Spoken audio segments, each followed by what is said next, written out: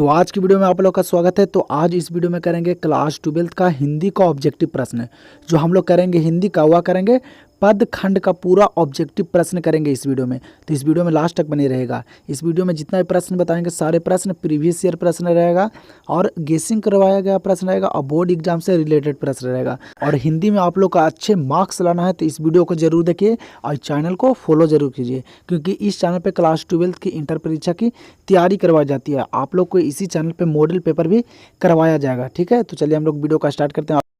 तो चलिए देखिए, यहाँ पे पहला नंबर प्रश्न दिया गया है। क्या करा कि कड़वक के कवि कौन है? क्या करा कि कड़वक के कवि कौन है? जो कड़वक हमारा चैप्टर है इसके कवि कौन है? और आप लोग को आंसर पता होगा तो आप लोग कमेंट करते चलेगा। कमेंट करने से क्या होगा कि आप लोग को अच्छे से याद होगा, रिवीजन होगा। ठीक है, कड़वक के कवि कौन है? ऑप्शन यहाँ पे दिया गया है। पहला ऑप्शन कह रहा है कबीरदास, दूसरा ऑप्शन देगा सूरदास और तीसरा ऑप्शन देगा मल्लिक मोहम्मद जायसी और चौथा ऑप्शन देगा नाभादास। जो कड़वक के कवि हैं वह है मल्लिक मोहम्मद जायसी हैं। कौन है? मल्लिक मोहम्मद जायसी हैं कड़वक के कवि। ठीक है, तो यहाँ पे पहला नंबर प्रश्न का राइट आंसर क्या हो जाएगा? Option number c. और इस वीडियो में पूरे करवाएंगे 70 प्रश्न। ठीक है, जो बोर्ड एग्जाम से रिलेटेड रहेगा। तो वीडियो को पूरे अंत तक देखिएगा। तो चलिए देखते हैं अगला प्रश्न। चलिए, तो दूसरा नंबर प्रश्न देखिए, यहाँ पे क्या करा है कि सूरदास किस भाषा के प्रसिद्ध कवि हैं?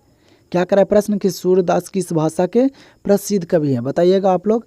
ऑप्शन ए में करा है अवधी और ऑप्शन बी में करा है खड़ी बोली और ऑप्शन सी में कह रहा है कि ब्रिज भाषा और ऑप्शन डी में कह रहा है कि मैथिली। जो सूरदास हैं वह ब्रिज भाषा के कवि हैं। किस भाषा के? तो सूरदास जो हैं वह ब्रिज भाषा के प्रसिद्ध कवि हैं। तो यहाँ पे हो जाएगा इस प्रश्न का right answer option number c. फिर देख लीजिए अगला प्रश्न। क्या करा है कि रामचरितमानस किसकी रचना है? क्या करा है प्रश्न कि रामचरितमानस किसकी रचना है? बताइएगा कि रामचरितमानस है वह किनकी रचना है? सूरदास के कि तुलसीदास के कि कबीरदास के कि नाभादास के? बताइए। तो जो रामचरितमानस जो रचना है वह तुलसीदास का है। किनका है? कौन लिखे थे रामचरितमानस? वह तुलसीदास लिखे थे। तो यहाँ पे हो जाएगा इस प्रश्न का right answer option number b. फिर यहाँ पे देख लीजिए अगला प्रश्न दिया गया। क्या करा कि तुलसीदास किस शाखा के कवि हैं? क्या करा प्रश्न यहाँ पे कि तुलसीदास किस शाखा के कवि हैं? बताइए। तो जो तुलसीदास जी हैं वह राम मार्गी शाखा के कवि हैं। तो यहाँ पे इस प्रश्न का आंसर हो जाएगा ऑप्शन नंबर ए। चलिए, तो फिर देखिए यहाँ पे अगला प्रश्न है। क्या करा कि भूषण ने कौन सी कविता लिखी? बताइए। तो भूषण जी का कौन सा चैप्टर था? छप्पय था कि पद था कि कवित्त था कि कड़वक था? बताइए। तो भूषण ने कौन सी कविता लिखी? जो भूषण जी जो कविता लिखे थे वह लिखे थे कवित्त। किसके लेखक थे? कवित्त के लेखक थे भूषण जी। तो यहाँ पे यह प्रश्न का आंसर क्या हो जाएगा? Option number c. और आप लोग एक कमेंट कीजिएगा कि आप लोग जो इंटर परीक्षा का एग्ज़ाम देने वाले हैं, जो आप लोग जो सब्जेक्ट लिए हैं वह कौन से सब्जेक्ट लिए हैं? आप लोग आर्ट्स वाले हैं कि साइंस वाले? तो आप लोग जल्दी से कमेंट बॉक्स में बताइए कि आप लोग कौन से सब्जेक्ट लिए हुए हैं इंटर परीक्षा में। ठीक है, तो चलिए देखते हैं अगला प्रश्न। चलिए, तो यहाँ पे देखिए अगला नंबर प्रश्न। क्या करा कि इनमें से प्रेम के पीर के कवि हैं? बताइए। तो इनमें से कौन है जो प्रेम के पीर के कवि हैं? बताइए जल्दी से। जायसी जी हैं कि नाभादास कि सूरदास कि कबीरदास? और ये प्रश्न बोर्ड एग्जाम में पूछा गया प्रश्न है। ठीक है, प्रेम के पीर कवि कौन है? तो मल्लिक मोहम्मद जायसी जी हैं। कौन है? मल्लिक मोहम्मद जायसी जी। तो यहाँ पे क्या हो जाएगा इस प्रश्न का राइट आंसर ऑप्शन नंबर। चलिए, तो यहाँ पे ध्यान दीजिए अगला प्रश्न दिया गया। क्या करा कि नाभादास की कौन सी रचना है? क्या करा कि नाभादास की कौन सी रचना है? एक बात बताता हूँ आप लोग को, यहाँ पे चैप्टर और लेखक से और कृति से बहुत से प्रश्न पूछे जाएंगे। तो आप लोग चैप्टर और लेखक को कंप्लीट कर लीजिएगा। ठीक है, बोर्ड एग्जाम में चैप्टर बहुत पूछे जाते हैं। तो यहाँ पे क्या करा कि नाभादास की कौन सी रचना है? बताइए। तो कड़वक है कि कवित्त है कि उषा है कि छप्पय है? जो नाभादास जी की जो रचना है वह क्या है? छप्पय है। क्या है? छप्पय। तो यहाँ पे हो जाएगा right answer option number D. फिर देख लीजिए यहाँ पे अगला प्रश्न। क्या करा कि कवित्त शीर्षक कविता के कवि कौन है? क्या करा है कि कवित्त शीर्षक कविता के कवि कौन है? बताइए। तो ये प्रश्न पीछे ही बताए हैं, अभी जस्ट ही बताए हैं कि कवित्त की शीर्षक कविता के कवि जो हैं वह कौन है। तो इस प्रश्न का आंसर आप लोग कमेंट में बताइए। हम इस प्रश्न का आंसर नहीं बताएंगे, तो आप लोग जल्दी से इस प्रश्न का आंसर कमेंट कीजिए। ठीक है, सबके कमेंट देखेंगे और सबके कमेंट पे लाइक करेंगे। ठीक है, तो चलिए देखते हैं हम लोग अगला प्रश्न। तो चलिए यहाँ पे प्रश्न देखिए, अगला प्रश्न क्या करा कि विनोद कुमार शुक्ल ने कौन सी कविता लिखी है? बताइए तो विनोद कुमार शुक्ल ने कौन सी कविता लिखी है? अधिनायक, कि प्यारे नन्हे बेटे को, कि पुत्र वियोग, की हार जीत? जल्दी से बताइए। विनोद कुमार शुक्ल जो कविता लिखे हैं वह लिखे हैं प्यारे नन्हे बेटे को। कौन सी कविता लिखे हैं? प्यारे नन्हे बेटे को। तो यहाँ पे क्या हो जाएगा इस प्रश्न का right answer? Option number b. और आप लोग इस वीडियो को पूरा देखते हैं तो आप लोग को बोर्ड एग्जाम में अच्छे मार्क्स लाने से हिंदी में कोई नहीं रोक सकता है, ठीक है। काहे कि इस वीडियो में पूरा निचोड़ प्रश्न करवाए हैं, तो आप लोग इस वीडियो को लास्ट तक देखिएगा और कमेंट में बताइएगा कि आप लोग को पहले से कितना प्रश्न याद था, ठीक है। तो चलिए देखते हैं अगला प्रश्न। चलिए तो फिर देखिए यहाँ पे अगला प्रश्न क्या करा कि नाभा दास के दीक्षा गुरु हैं। बताइए तो नाभा दास के जो दीक्षा गुरु थे वह कौन थे? बताइए। जो नाभा दास के जो दीक्षा गुरु हैं वह है स्वामी अग्रदास। कौन है? नाभा दास के दीक्षा गुरु स्वामी अग्रदास। तो यहाँ पे क्या हो जाएगा इस प्रश्न का आंसर? Option number A. चलिए यहाँ पे ध्यान दीजिए, अगला प्रश्न क्या करा कि पुत्र वियोग शीर्षक कविता किसकी रचना है? क्या करा कि पुत्र वियोग शीर्षक कविता किनकी रचना है? बताइए तो पुत्र वियोग शीर्षक कविता किनकी रचना है? जयशंकर प्रसाद की, कि सुभद्रा कुमारी चौहान की, कि रघुवीर सहाय, शेर बहादुर सिंह की? जल्दी से बताइए। जो पुत्र वियोग जो शीर्षक कविता है वह सुभद्रा कुमारी चौहान की है। पुत्र वियोग कौन लिखे थे? सुभद्रा कुमारी चौहान। तो यहाँ पे हो जाएगा इस प्रश्न का आंसर ऑप्शन नंबर बी। फिर यहाँ पे देख लीजिए अगला प्रश्न क्या करा कि सुभद्रा कुमारी चौहान का जन्म कहाँ हुआ था? बताइए तो सुभद्रा कुमारी चौहान जी का जो जन्म हुआ था वह कहाँ हुआ था? वाराणसी में, कि कानपुर में, कि इलाहाबाद में, कि फैजाबाद में? जो सुभद्रा कुमारी चौहान का जो जन्म हुआ था वह इलाहाबाद में हुआ था। तो यहाँ पे हो जाएगा इस प्रश्न का right answer option number c. चलिए यहाँ पे अगला प्रश्न देख लीजिए क्या करा कि शिवराज भूषण किसकी कृति है? क्या करा कि शिवराज भूषण किसकी कृति है? कृति भी बहुत पूछे जाते हैं, ठीक है। किसकी कृति है शिवराज भूषण? बताइए जल्दी से। जो शिवराज भूषण जो कृति है वह भूषण जी की है। किनकी है? भूषण जी की। तो यहाँ पे हो जाएगा इस प्रश्न का right answer option number b. और आप लोग अभी तक इस चैनल को सब्सक्राइब नहीं किए तो चैनल को सब्सक्राइब करके वीडियो को लाइक कर दीजिए, क्योंकि इस चैनल पे क्लास 12 इंटरप्रेटर की तैयारी करवा जाती है।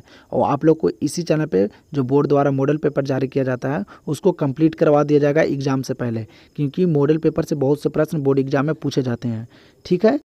तो फिर यहाँ पे देख लीजिए अगला प्रश्न क्या करा कि भूषण किस काल के कवि थे? बताइए तो भूषण किस काल के कवि थे? भक्ति काल के, कि आधुनिक काल के, कि रीति काल के, कि वीर गाथा काल के? बताइए तो जो भूषण जो है वह रीति काल के कवि थे। किस काल के थे? रीति काल के। तो यहाँ पे हो जाएगा इस प्रश्न का आंसर ऑप्शन नंबर सी। चलिए तो अगला प्रश्न देख लीजिए क्या करा कि उषा शीर्षक कविता के कवि हैं?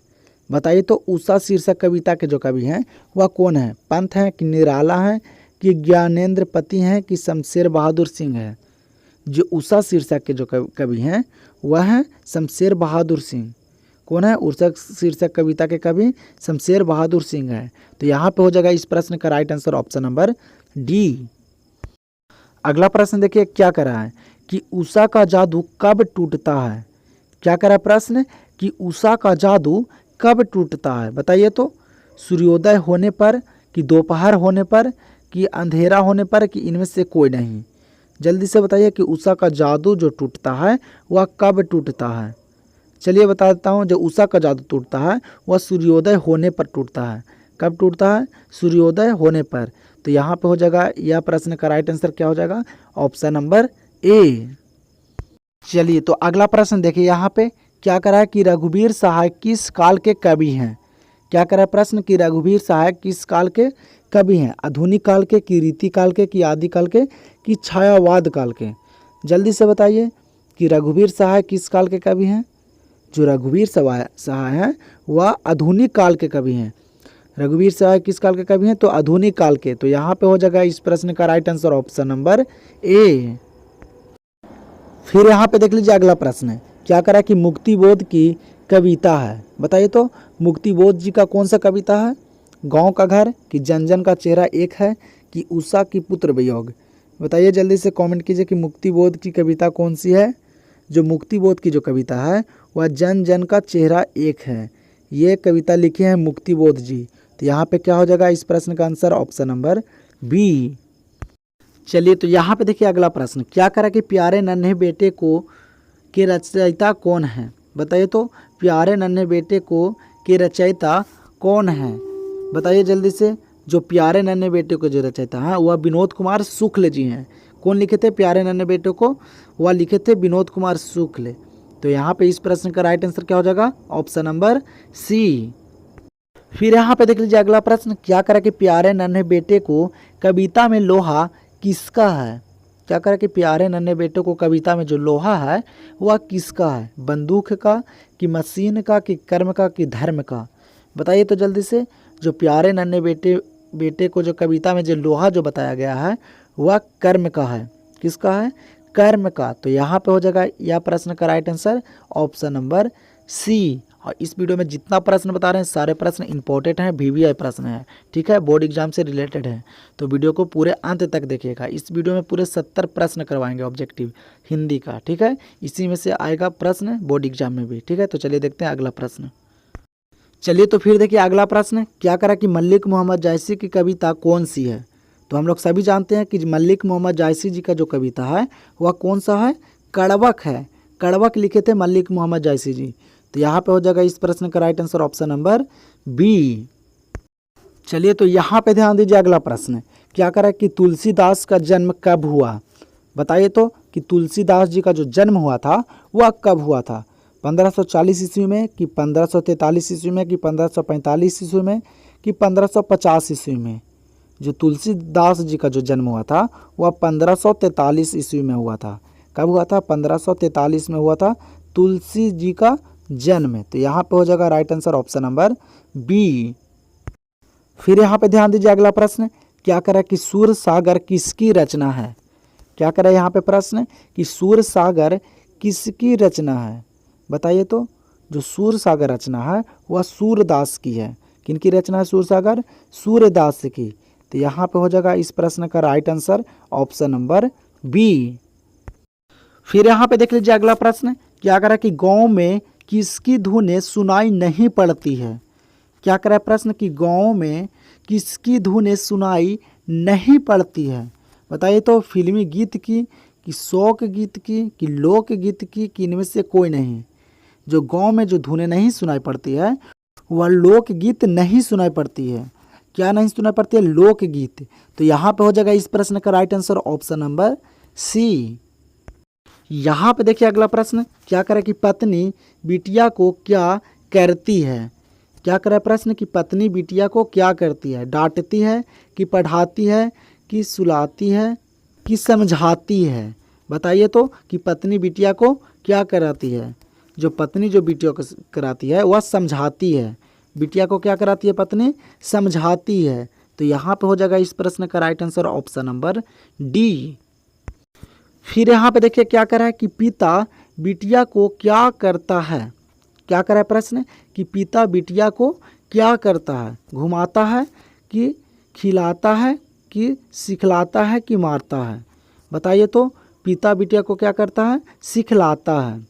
क्या करता है? सिखलाता है। तो यहाँ पे क्या हो जाएगा इस प्रश्न का right answer option number c. पत्नी बिटिया को समझाती है और पिता बिटिया को सिखलाता है, ठीक है। इसी तरह से रहेगा बोर्ड एग्जाम में चैप्टर से प्रश्न, ठीक है। तो चलिए देखते हैं अगला प्रश्न। चलिए यहाँ पे ध्यान दीजिए, करा कि कौन सी रचना सूरदास की नहीं है?